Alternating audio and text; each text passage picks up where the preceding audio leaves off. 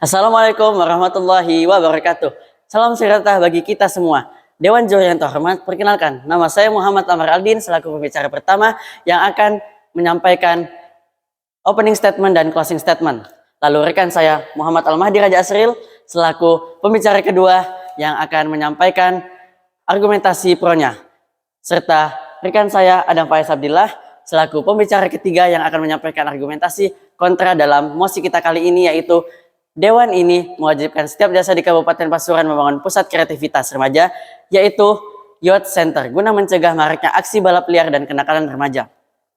Dewan juri dan rekan pembicara yang saya hormati, sebelum memulai perdebatan kali ini, izinkan saya untuk menyampaikan opening statement dari mosi kita kali ini. Dewan juri dan rekan pembicara yang terhormat, Dewan Kabupaten mengusulkan agar setiap desa di Kabupaten Pasuruan memiliki ruang atau wadah khusus untuk pemuda yang disebut Youth Center. Fasilitas ini dirancang untuk menampung kegiatan positif remaja seperti olahraga, seni, serta pelatihan keterampilan. Tujuannya apa? Tujuannya adalah memberi alternatif kegiatan yang konstruktif sehingga remaja tidak tergoda melakukan balap liar atau kenakalan lain di jalanan. Mosi ini dianggap sangat tepat mengatasi maraknya balap liar dan kenakalan remaja. Masalah balap liar dan kenakalan remaja lainnya sudah sangat meresahkan masyarakat Kabupaten Pasuruan. Banyak kasus yang melibatkan remaja yang terjadi di Pasuruan seperti kekerasan seksual, bahkan mengarah kepada tindakan kriminal seperti penganiayaan, pembobolan, banyak terjadi di Pasuruan. Dewan juri yang terhormat, melihat hal ini, banyak pihak merasa perlu tindakan preventif yang serius untuk masalah tersebut. Namun apakah Youth Center yang diwajibkan ke desa untuk dibangun menjadi satu-satunya solusi menghadapi masalah tersebut? Atau ada solusi lain yang bisa dilakukan untuk mengatasi masalah tersebut? Seperti memaksimalkan peran lembaga-lembaga yang ada mulai dari tingkatan keluarga, lembaga pendidikan, masyarakat, atau yang lainnya. Mengingat tantangan nyata untuk merealisasikan ide tersebut, tindakan mudah banyak hal itu tidak mudah. Banyak hal yang harus diperhatikan seperti keterbatasan anggaran desa, ketersediaan lahan, serta kemampuan mengelola fasilitas agar tidak terbengkalai. Masih ini harus dipikirkan matang-matang agar solusi penanganan kenakalan remaja tidak semangat di awal tapi melemah di akhir hari. Dewan juri yang terhormat, dengan mendebatkan mosi ini, kita tidak hanya mencari siapa yang menang, tetapi juga merumuskan rekomendasi kebijakan yang lebih matang untuk Kabupaten Pasuruan. Apakah Youth Center wajib operasional atau diganti dengan pendekatan lain? Itulah yang akan terjawab melalui argumentasi yang sehat dalam debat kali ini. Cukup sekian, terima kasih kepada pembicara kedua. Sebagai pembicara pro, dipersilakan untuk menyampaikan argumentasinya. Assalamualaikum warahmatullahi wabarakatuh. Salam sejahtera bagi kita semua. Yang terhormat, Dewan Juri yang arif dan bijaksana, rekan-rekan berpikir dari tim lawan yang saya hargai, serta hadirin yang berbahagia. Terima kasih kepada pembicara satu yang telah memberikan saya kesempatan pada mosi kali ini. Bayangkan, sebuah malam di sudut Kabupaten Pasuruan. Di satu sisi ada raungan mesin knalpot brong, aspal yang panas, dan taruhan nyawa pada lintasan balap liar di Jalan Panglima Sudirman dan Dr. Wahidin. Data mencatat bahwasanya dalam satu kali operasi saja, Polres Pasuruan Kota mengamankan 116 sepeda motor pelaku balap liar. Bahkan fenomena gangster telah merambah ke wilayah seperti Prigen. Namun di sisi lain, bayangkan sebuah ruangan di balai desa, di mana lampu kamera menyala, jari-jari remaja lintah, mengedit konten, dan ide-ide bisnis kreatif lahir dari diskusi mereka. Dua dunia ini hanya dipisahkan oleh satu hal, yaitu kehadiran wadah. Kami dari tim pro berdiri teguh mengatakan bahwa pembangunan Youth Center di setiap desa bukan lagi sebuah pilihan, melainkan sebuah kewajiban mendesak. Kita tidak bisa terus-menerus mengutuk kegelapan kenakalan remaja tanpa pernah menyalakan lilin kreativitas di desa mereka. Argumen kami berpijak pada Undang-Undang NKRI 1945 pada pasal 28C ayat 1, negara melalui unit terkecilnya yaitu desa wajib menjamin hak pengembangan diri setiap warga negara. Kewajiban ini selaras dengan Undang-Undang Nomor 6 Tahun 2014 tentang desa.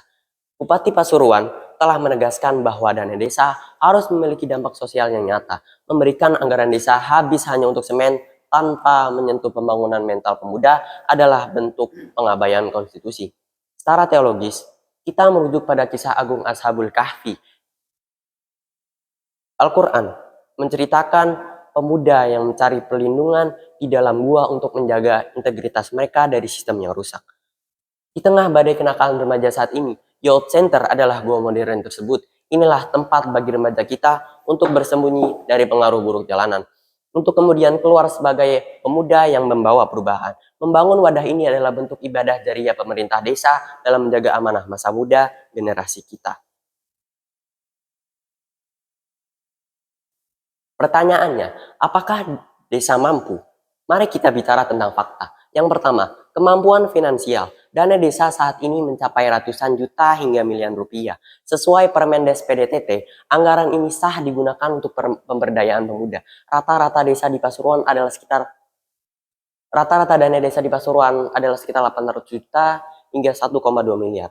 Mengalokasikan kurang lebih 80 juta untuk pengadaan peralatan studi atau olahraga hanyalah sebagian kecil. Namun dampaknya menyelamatkan ratusan nyawa remaja. Yang kedua, kekuatan manajerial. Desa memiliki karang taruna. Mereka adalah penggerak yang memahami kebutuhan sesama. Dengan bimbingan dari program pemerintah daerah, desa bukan hanya mampu membangun fisiknya, tapi mampu menghidupkan ekosistemnya.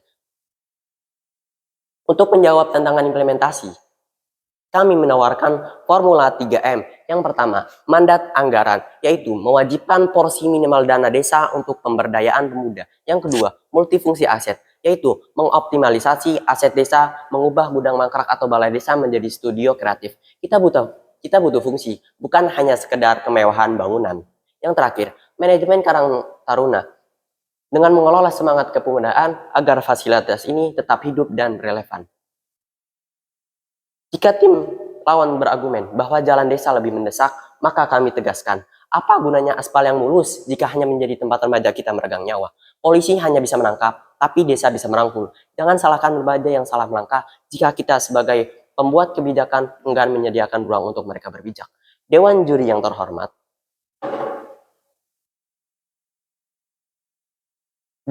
terhormat, pilihan kita hari ini menentukan wajah Pasuruan 10 tahun ke depan.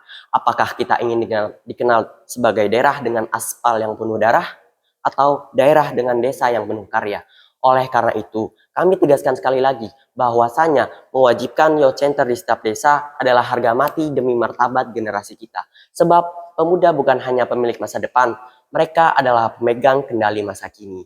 Sekian yang dapat saya sampaikan. Terima kasih atas perhatiannya. Wassalamualaikum warahmatullahi wabarakatuh.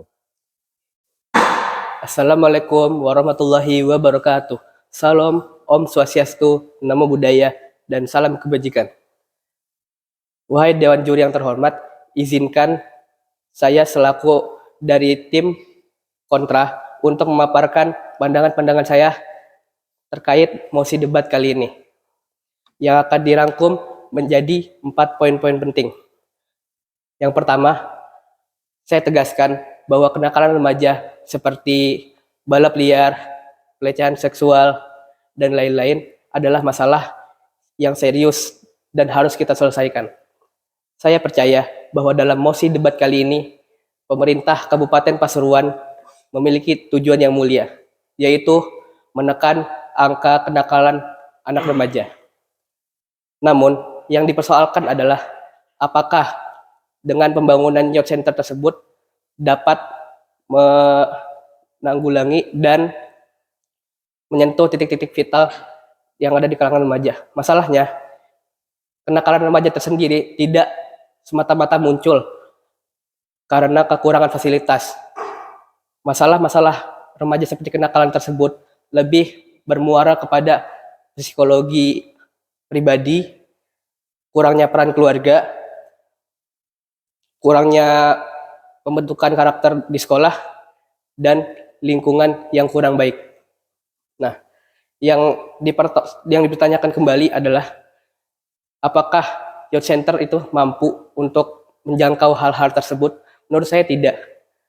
Nah, dalam hal ini anak-anak remaja lebih butuh kepada pembinaan psikis lebih lanjut daripada hanya sekedar wadah. Untuk pertimbangan kedua adalah aspek ekonomi. Dalam aspek ini, desa harus mengeluarkan anggaran yang besar untuk membuat youth center itu tersendiri. Nah, memang betul yang disampaikan oleh saudara tim dari Pro bahwa anggaran kita cukup besar. Namun anggaran tersebut telah istilahnya tersalurkan kepada program-program lain seperti program koperasi merah putih, program kesehatan dan kesejahteraan rakyat yang lainnya. Walaupun nanti bisa untuk diminimalisir istilahnya, maka program youth center tersebut akan menjadi tidak maksimal lah istilahnya. Walaupun dipaksakan untuk mengambil dana yang besar dari setiap anggaran desa, maka anggaran-anggaran yang terambil tersebut akan tidak akan terrealisasikan dengan sempurna. Nah, dari aspek ketiga, yaitu dari sisi hukum dan prinsip pemerintahan. Berdasarkan Undang-Undang Dasar tahun 1945, pasal 18, dan Undang-Undang nomor 6 tahun 2014 menyebutkan dalam pasal tersebut bahwa setiap daerah atau desa memiliki hak otonomi untuk mengatur urusan dan sesuai kondisi masing-masing. Nah, dalam hal ini saya tegas menolak mosi ini karena bertentangan dengan pasal-pasal tersebut tentang otonomi daerah. Nah, dalam sudut pandang ketiga yaitu nilai agama. Dalam Al-Quran sendiri, Tuhan menyebutkan bahwa perubahan yang besar itu perubahan yang disadari oleh diri manusia itu tersendiri. Nah, Allah berfirman dalam surat Ar-Ra'd yang berbunyi, Bismillahirrahmanirrahim, Allahu la yughayyiru ma biqaumin hatta yughayyiru ma bi anfusihim. Allah tidak akan mengubah nasib suatu kaum sebelum kaum tersebut mau mengubah nasibnya sendiri. Nah, ada satu contoh yang relate dengan potongan Al-Quran di sini. Dari kisah seorang pahlawan dari Kuba, yaitu Che Guevara. Nah, Che Guevara ini mempunyai mimpi yang sangat mulia, yaitu memerdekakan seluruh negara yang ada di dunia ini. Nah, beliau memulainya dari Kuba.